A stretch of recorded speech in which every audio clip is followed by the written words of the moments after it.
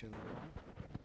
Um, Today is Kidana Meret celebration, and so we did the benediction because a few of us we have to go over for the Tabot is coming out to help with that.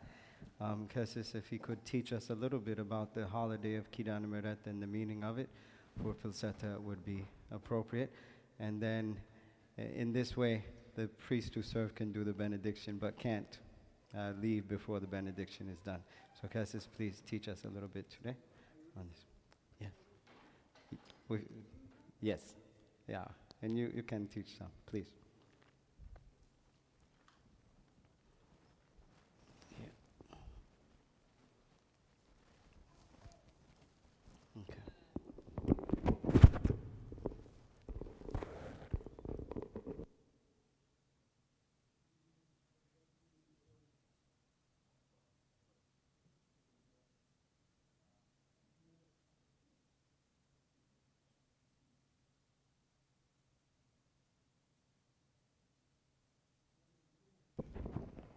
ከታዘዝኩኝ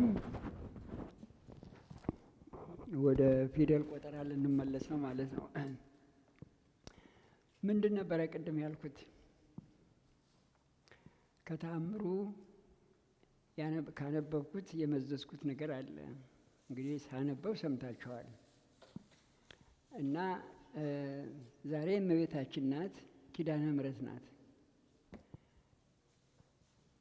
ለምንድን ነው ኪዳነ ምሕረት የተባለችው? ለምንድን ነው እመቤታችንን የወደድናት? ለምንድን ነው ሁልጊዜ ቤተ ክርስቲያን ስንሄድ እመቤታችንን እናያታለን? ሁልጊዜ ኦርቶዶክሶች ከማርያም ጋር ያለን ግንኙነት በጣም የጠበቀ ነው። እንደ ኦርቶዶክሱ እንደ ፕሮቴስታንት አይደለንም። ፕሮቴስታንቶቹ እንኳን ስዕሏን ቤተ ክርስቲያን ሊያስቀምጡ ቀርቶ ስም አጠራሯንም ከክርስትናው መፋቅ ደርሷል በጠቅላላ። ሁሉም ማለቴ አይደለም፣ ሁሉም ማለቴ አይደለም። ግን በዚህ ዘመን በተለይ የኦርቶዶክሱ አማኝ እምነቱን ጠይቆ እምነቱን አረጋግጦ እውነቱን አውቆ የማይሄድ ከሆነ እምነቱ እየተፈተነ ነው ያለው። ፈተና ላይ ነው ያለው። ፈተናው ደግሞ ከውስጥም ከውጭም ነው።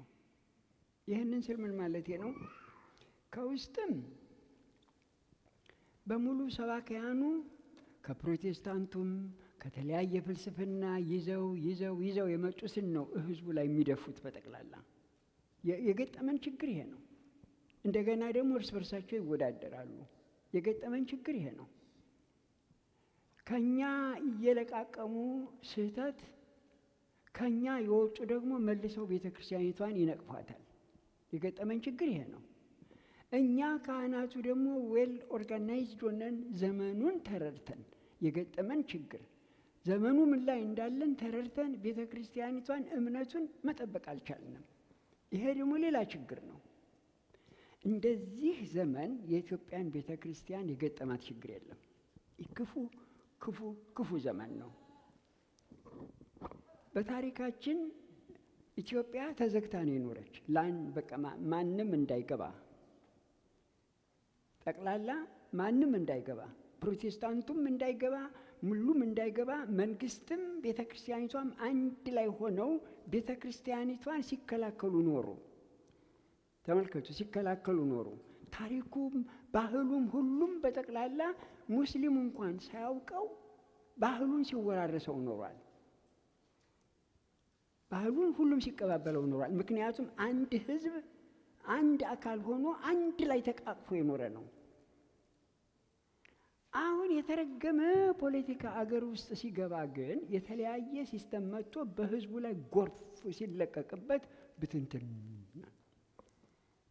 በዚያ ላይ ደግሞ የተለያየ ሃይማኖት ገባ። እንግዲህ በእንደዚህ ዘመን የኦርቶዶክሱ ክርስቲያን መጠንቀቅ፣ ማወቅ፣ ጠልቆ መሄድ የሚጠይቅ እንደዚህ ዘመን የለም። ግን አንድ የሚያስደንቀኝ ነገር አለ።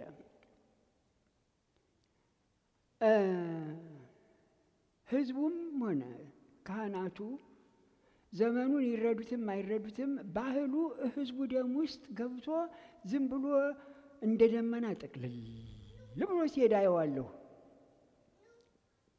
መርከቡ እየተናወጠ አገሪቷ እየተናወጠች ቤተክርስቲያኒቷ እየተናወጠች ግን ምንም እንዳልሆነ ደግሞ ጥቅልል ብሎ ሲሄድ ሳየው እግዚኦ እላለሁ። አባቶችን በጣም በጣም በጣም አደንቃለሁ። ህዝቡ ደም ውስጥ ከተውታል በጠቅላላ።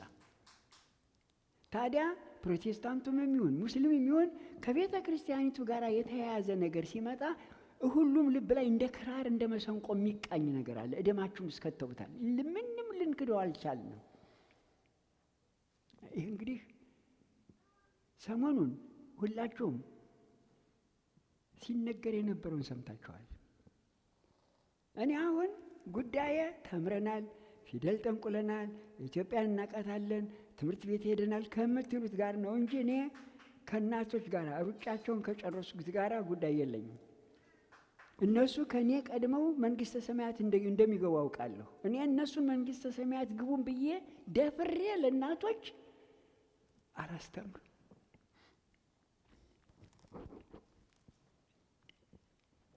እናቶች ምንም ይማሩም አይማሩም በመንፈስ ገብተውበታል። ችግር ውስጥ የወደቅን ተምረናል አውቀናል የምንል ሰዎች ችግር ውስጥ ወደቅን፣ አገሪቷንም ችግር ውስጥ ጣልናት። ችግር ውስጥ ጣልናት።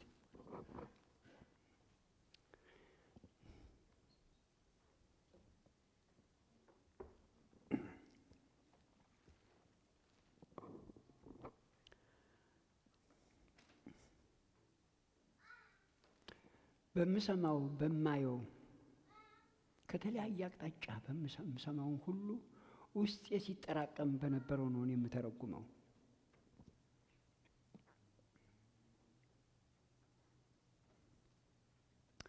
ሰሞኑን ፍልሰታ ናት። ፍልሰታ በፍልሰታ ወቅት ምንድነው የሚደረገው? ምንም ጫጫታም የለም፣ ምንም የለም። እናቶችም አባቶችም የጥሞና ጊዜ ምንና ነው የሚገቡት።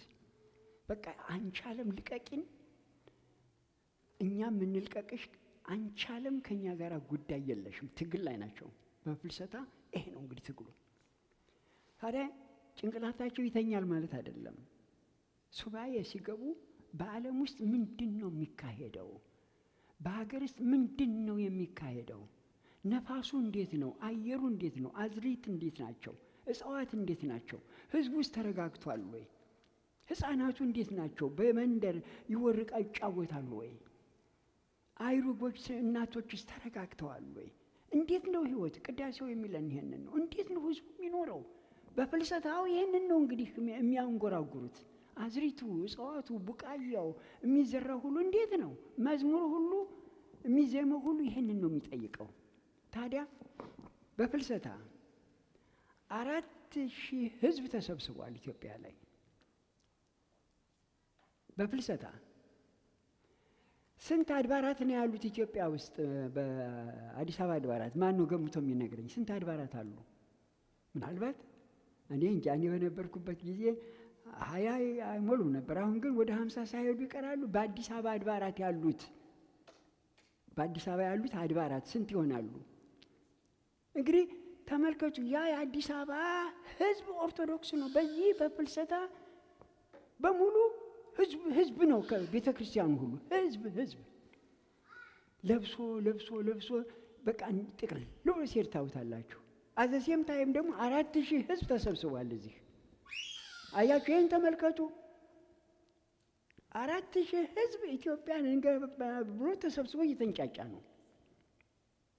እንደገና በየደብሩ ያለው ህዝብ በየቤተ ክርስቲያኑ እግዚኦ እያለ ነው፣ እየጮኸ ነው ያለው። እስቲ ሁለቱን መዝኑት። እዚያ ውስጥ ገብቷል ጭንቅላታችሁ? አይታችሁታል አገሪቷ ምን ላይ እንዳለች? በየደብሩ ያለው ህዝብ ላይ ነው እየተወሰነበት ያለው። አያችሁ፣ ጥቂት ሰዎች በዚህ ህዝብ ላይ የተሳሳተ ውሳኔ እየወሰኑ ናቸው ያሉት። በዚህ ህዝብ ላይ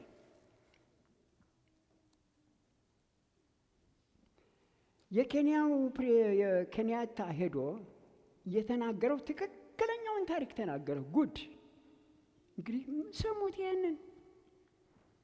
እዚያ እነሱ መካከል ቆሞ ኢትዮጵያን እንዳለ ገለጻት። የእኛ ሰዎች ግን ኧረ ምንም ምንም ምንም ምንም ምንም።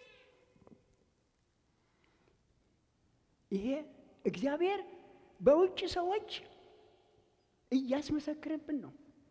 የውጭ ሰዎች እየተናገሩት ነው። እኛ ግን እየደበቅነው ነው። እኛ እየቀበርነው ነው። እኛ እያጠፋነው ነው። የውጭ ሰዎች ግን ገብተው እየተናገሩ ነው። ማነው ያኛው? ማነው አንደኛው ሽማግሌ የሄዱት እዚያ? እርዱኝ፣ ማን ናቸው? የፕሬዚዳንት ሆነው የሄዱት የናይጄሪያው አዎ፣ እሳቸውም የተናገሩት እንደገና ኬንያታው የተናገሩት።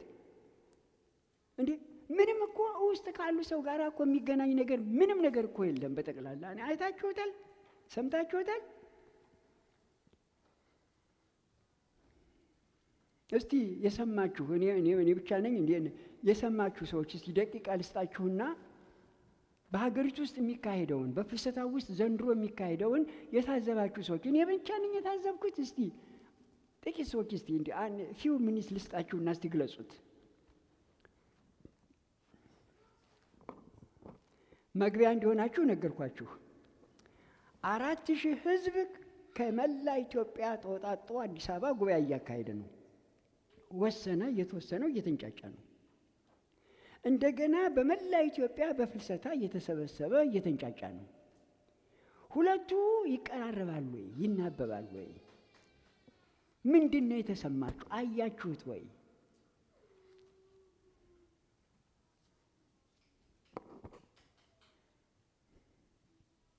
ኦኬ፣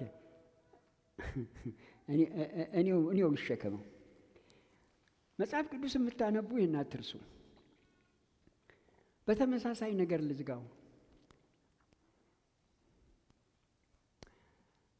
ዘፍጥረት ምዕራፍ 11 ላይ ነው። ኃጢአት በዛና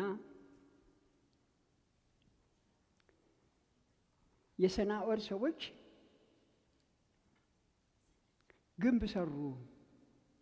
ኑ እንስራ፣ ነገራቸውንም እንገልብጠው፣ ኑ እንውረድ።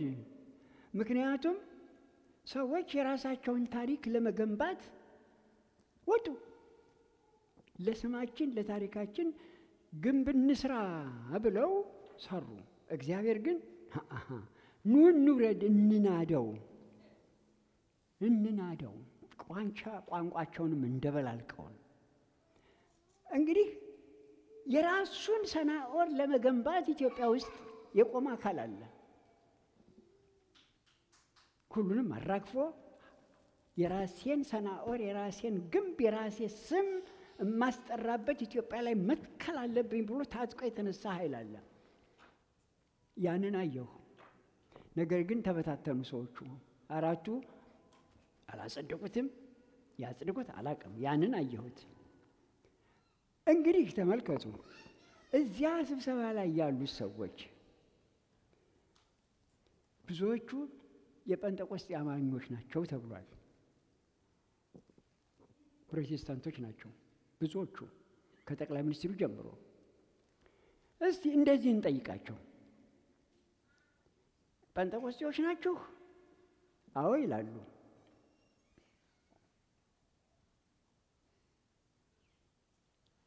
አሁንስ ይሄንን ሳነሳ ጭንቅላታችሁ ላይ የሚመጣ ነገር የለም?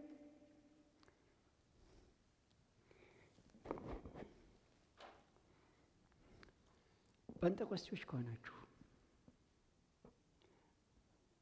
የጴንጤቆስጤ ታሪክ ምንድን ነው የሚነግረው? ይህች ቤተ ክርስቲያን የያዘችውን ነው የምነግራችሁ። እዚያም አለንበት።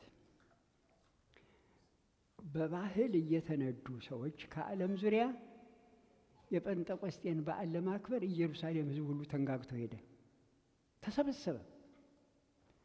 ሐዋርያት ደግሞ አንድ ቤት ተሰብስበው ይጸለያሉ። ክርስቶስ ነግሯቸዋል፣ ኃይል እስክትለብሱ ድረስ ከኢየሩሳሌም እንዳትወጡ ብሏቸዋል። እቅድ ነው እግዚአብሔር የዘረጋው። እነሱን እዚያ አስቀምጣቸው፣ እንደገና በባህሉ እየነዳ ከዓለም ዙሪያ ያሉትን ቤተ እስራኤሎችን ወደ ኢየሩሳሌም አመጣቸው። እዚያ እዚህም ሌላ ጉባኤ እየተካሄደ ነው፣ እዚያም ሌላ ጉባኤ እየተካሄደ ነው። በመካከል እሳት ነደደ። ታሪክ ተለወጠ። ያንንም አየሁት። ታዲያ እነዚህ ጴንጤቆስጤዎቹ እናንተ ቤተ ክርስቲያናችን ጴንጤቆስጤ ነው ካላችሁ እንዴት ረሳችሁት? የምታደርጉት እንዴት አታውቁም? ምን ቋንቋ ይዛችሁ ወጣችሁ? ስለ ኢትዮጵያ ወደ ሰናኦል እኮ ነው የተገለበጣችሁ። ወደ ተቀላቀለ ቋንቋ ሁሉ የተደበላለቀበት ነው የተለወጣችሁ። ምን ወጥ ነገር ይዛችሁ መጣችሁ? ስለዚህ ከራሳችሁ እምነት ጋር ተጋጫችሁ። ልክ ነኝ ልክ አይደለሁም? እሺ ላቁም። ከእናንተ መካከል እስቲ አብራሩት ይሄንን። እኔ ስናገረው ሊከብድ ይችላል። እስቲ የገባችሁ እስቲ ግለጹትና እኔ እንዴት ልረዳው፣ ለእኔ እንዴት ታስረዱኛላችሁ? እስቲ የገባችሁ ሰዎች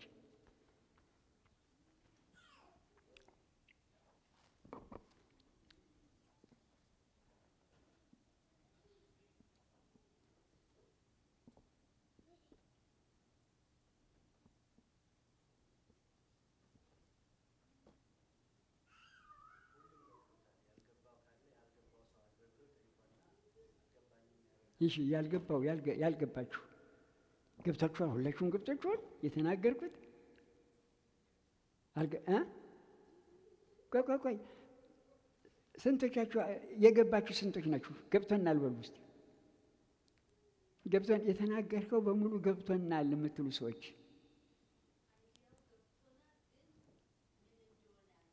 እግዚአብሔር ይስጥሽ። ኦኬ እንግዲህ አይዲያው ገብቷታል። የኔ አቀማመጥ ግን ፕሮፐርሊ እንድትረዳ አላደረጋትም። የኔ ድካም ነው። እርዶኝ እስቲ። አሁን እናንተ ብትሆኑ ይችል ለማስረዳት እንዴት ነው የምታስረዷት? አልገባኝም አለች። እንግዲህ ማን ነው እንዴት አድርጋችሁ ነው የምታስረዷት?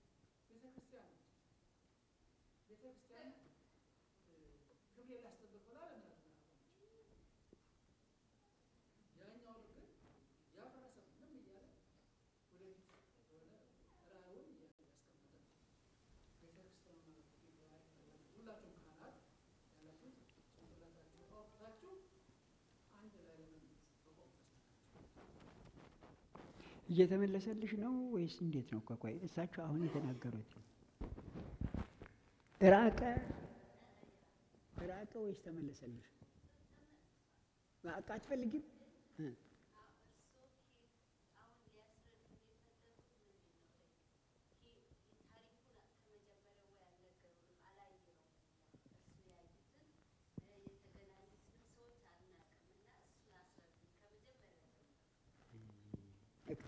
እንደገና ባጭሩ ከዚያ በኋላ የገባችሁ ሰዎች እኔንም እሷንም ትርጉምና እሳቸውንም ትረዳላችሁ። ኦኬ ፍልሰታ ናት። አሁን እሳቸው የተናገሩት ልክ ነው። ፍልሰታ ናት። የቤተ ክርስቲያን ስራ ይሄ ነው። ሰው እየጸለየ ነው። ሰው እያለቀሰ ነው። በዚህ በፍልሰቷ ውስጥ ኢትዮጵያ ከዓለም ዙሪያ ልዩ የሚያደርጋት በተለያየ ጊዜ በተለያየ ወቅት አንዳንድ ነገሮች ይከሰታሉ። ለምሳሌ የዘንድሮዋ ፍልሰታ ምንድነው አዝላ የተከሰተችው? ምንድነው ያዘለችው? ሱባኤ አለ። እንደገና የ4,000 ህዝብ ደግሞ መጣ። እዚያ እየተንጫጫ ነው ያለው። እዚህ በሱባኤ ሰው ይላል፣ እዚያ ደግሞ ሰው ይንጫጫል። እኔ በዚያ መንገድ ነው ያየሁት። እኔ በታሪኩ አንጻር የታሪኳን ህይወት ጠቅላላ የህዝቡን ህይወት መመሰቃቀል ህዝቡ ምን እጅ ላይ ነው ያለው? ምንድነው ህዝቡን እያማሰለው ያለ? ምክንያቱም ፖለቲካው የሚወስነው ሁሉ ቤተክርስቲያኒቷንም ህዝቡንም ህፃናቱን ሙሉ እያማሰለው ነው ያለ። አያችሁ፣ እያማሰለው ነው ያለ። ክርስቶስ ታገሉ ብሎ ያለን አውሬውን አይደለም፣ ባህሩን አይደለም፣ ነፋሱን አይደለም። ወደ ዓለም ላኳችሁ፣ ዓለምን ታገሉት ያለው ይህን ሲስተሙን ነው። እና ተኩላ ነው ያለው ይህን ሲስተሙን። ወደ ተኩላዎች ልኬያችኋለሁ፣ እንደ በጎች ተበሉ። ይሄ ተኩላ ብሎ ያለው ፖለቲካውን ነው። እናንተ ጠርቻችኋል፣ ከዓለም አወጣኋችሁ አለ። ሐዋርያትን ነው ከዓለም ጠራኋችሁ አለ። ግን ወደ ዓለም ላኳችሁ ነው የሚለው። ዓለም ሲል ይህን በፖለቲካው የተጠናቀረውን ህብረተሰብ ነው። በውስጥ ያለውን ሴራውን፣ ይሄ ሰው የሚፈጀውን ሐሰት፣ ማጭበርበር፣ ማታለል፣ ማተራመስ፣ ሰውን መግደል፣ መውረስ፣ ማጋደል፣ ይሄ ጠቅላላ የቀበሮ ብሎታል ክርስቶስ ፖለቲካውን። ስለዚህ የላከን ወደ ቀበሮው ነው። ግን ምንድነው የሚለው? እንደ በጎች ሆናችሁ በጎችን ወደሚበሉ ቀበሮች ላኳችሁ ነው ያለ። እና በጎቹ ክርስቲያኖች ናቸው፣ የሚበላው ህዝብ ነው። እንደገና እኛ የተላክነው ወዴት ነው? ወደ ህዝብ ነው፣ ወደሚበላው አብረን ለመበላት። ምክንያቱም ፖለቲካው ይበላናል ሁሉንም። እኛ ግን እሳቸው እንዳሉት እኛ እንዳንበላ እየሸሸን ህዝቡ እየተበላ ነው ያለው። እሳቸው ያሉትን ልተርጉምልሽ። እናንተ ዝም አላችሁ፣ መንግስት ስራውን እየሰራ ነው፣ እናንተ ግን ኃላፊነታችሁን አልተወጣችሁም። ትክክል ነው። እኔን ዛሬ ያመጣሁት ኪዳነ ምሕረት አረገች፣ ሞተች፣ ተነሳች። ሁላችሁም ታውቁታላችሁ። ይሄ ነው እንግዲህ ሁልጊዜ የለም። በዘንድሮ ፍልሰታ እመቤታችን ማረገች፣ ሄደች። እኛ ኦርቶዶክሶቹ እንደ ፕሮቴስታንቶች አይደለንም። ራቅ ብለን ዓለምን መተርጎም አለብን። ቤተ ክርስቲያኒቱ የያዘችውን ምን ማለት እንደሚገባት ነው መግለጽ ያለብን እንጂ ያንኑ ሃሁ አንድ ልጅ መጀመሪያ መጽሐፍ ለማንበብ ፊደል መማር አለበት አይደለም? ፊደል ከተማረ ሁሉ ዝም ብሎ ሃሁ ይላል፣ ወደ መጽሐፍ አይሄድም። ኦርቶዶክሱ እንደዚያ ነው የሆነው። ዝም ብሎ ያነ እንደዚህ እዚያው ዝም ብሎ መሽከርከር፣ በጠቅላላ እዚያው መሽከርከር። እንደዚህ አይደለም። እመቤታችን ዛሬ ብትመጣ በአካል ትቀበለዋለች። ርሪት ናት። በመንደር ውስጥ አንዲት አራስ ውሻ ነበረች እና ሴቶቹ ውሃ ሊቀዱ ሄዱ። ያቺ አራስ ውሻ ውሃ ጠማት፣ የሚሰጣት የለም። ሄደች ወደ ወንዝ ዳር ልትጠጣ። ሴቶቹ አባረሯት። ልጆች አሏት። አራሷ ውሻ ጥም አንገብግቧታል። ማንም አልተረዳትም። እመቤታችን አየች እና ሄደች ወደ ውሻዋን አጠጣቻት። እንግዲህ እመቤታችን ለውሻ ለአራስ ውሻ እምታዝን ርሪተ ሕሊና ምንላት በዚህ ጊዜ የሚሆነው መታ በሱፋየው ብታየው ትቀበለዋለች። ይህንን ነው ያሉት የተረጎሙት። ስራችሁን ስታችኋል እናንተ ቄሶች። የእሳቸው ንግግር ትንሽ ፈቀቅ አለ ወደዚያ። ለምን? የህብረተሰቡ ህይወት በፖለቲካው ማዕበል ውስጥ ተወጥሮ እንደተያዘ ቤተ ክርስቲያኒቷም እዚያው ተወጥራ ተይዛለች። የኛ እንደ ኬንያ፣ እንደ ኡጋንዳ፣ እንደ ታንዛኒያ አይደለም። የኛ ፖለቲካ እንደዚህም አይደለም። አሁን ያለው ችግር ፖለቲካ ሲባል ለመንግስት ብቻ እንደሚሰጣ ነው አይደለም። ፖለቲካ ህዝቡ እየተበላ ነው። አብያተ ክርስቲያናትም ገዳማቱም እየተቃጠሉ ነው። አያችሁ፣ ፖለቲካ በህዝብ ላይ የሚመጣ ማዕበል ነው። ህዝቡን አቅቶ አዋቂዎችን መርጦ ቀድሞም የሚሄዱትን መርጦ በተለይ 2000 ዘመን የኖረች ቤተ ክርስቲያን የሁሉ መከራ ጭንቅ ችግር ሲመጣ እሳቸው እንዳሉት ዝም ብለን ተኝተን እየበላን ቅዳሴውን ዝም ብለን ታቦት እያከበርን በየጊዜው ልማድ እያስተናገርን የምንሄድ ከሆነ ጠፋን። አሁን እንግዲህ እሳቸው ተናግረውታል፣ እኔም እንድናገር አድርገውኛል። እስቲ ቆይ ይበቃል። እስቲ እንዴት ነው የምትረዳው? ምንድን ነው? እስቲ ቆይ ምንድን ነው የምትረዱት?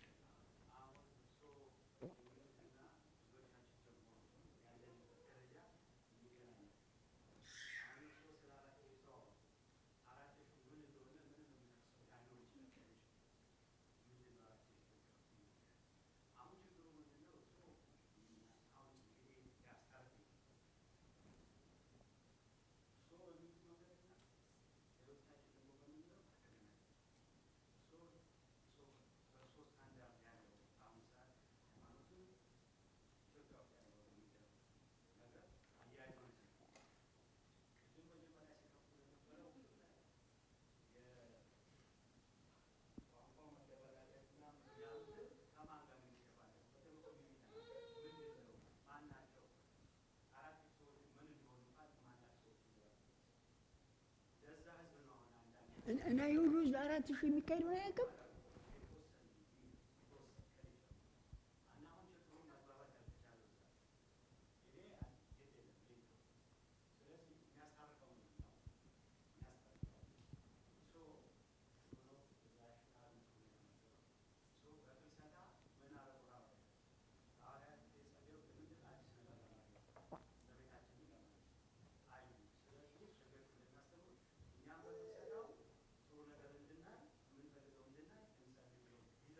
አለቀ እኮ ፍልሰታው ምኑ አለቀ እኮ።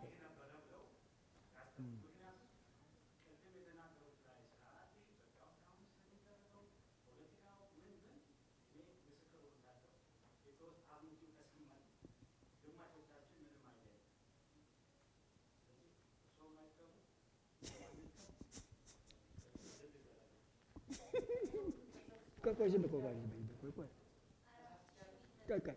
ቆይ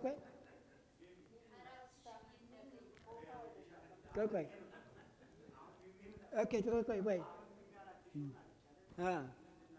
በይ ስለ 4000 አልሰማሽም? በኢትዮጵያ ውስጥ ቆይ በኢትዮጵያ ውስጥ ስለሚካሄደው 4000 አልሰማችሁም?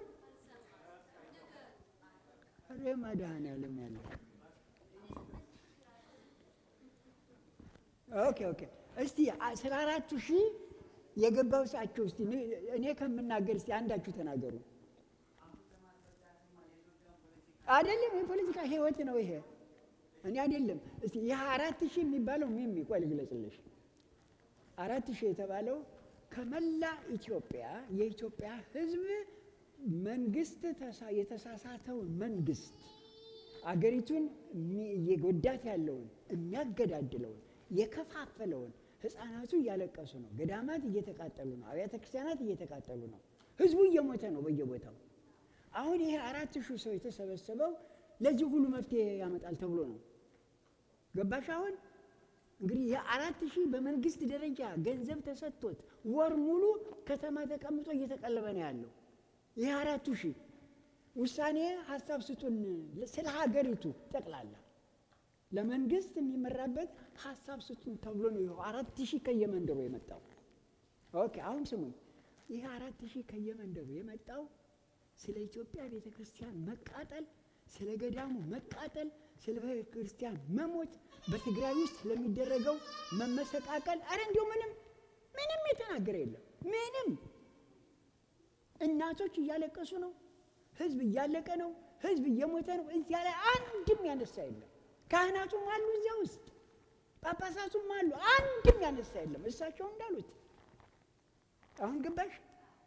እንግዲህ ተመልከች፣ በየደብሩ ያሉት እናቶች ብለው የሚሉት ምንድን ነው? ምህረት አምጣልን፣ ምህረት አምጣልን፣ ህፃናት አለቁ፣ ሰው አለቀ፣ ከብት አለቀ እያለ ነው የሚያለቅሰው። ይሄ ድምፅ ግን እዚህ አልመጣም። የለም። ይህ 4,000 ሌላ ሀገር እንዳለ አድርጌ ነው የወሰድኩት። ኢትዮጵያ ውስጥ ያለም አይመስልም። አሁን ገባሽ? ተግባባን? እንዴት እንዴት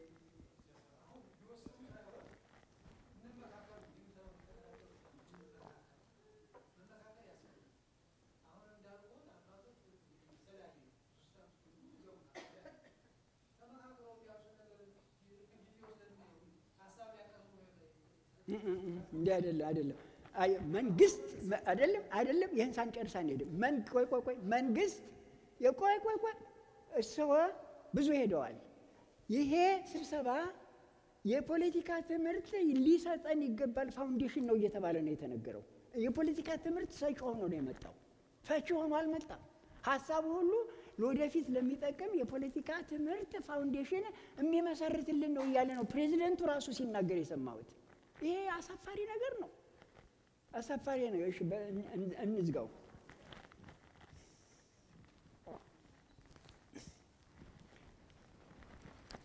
በሉ እንግዲህ አገሪቱ ያለችው እዚህ ላይ ነው።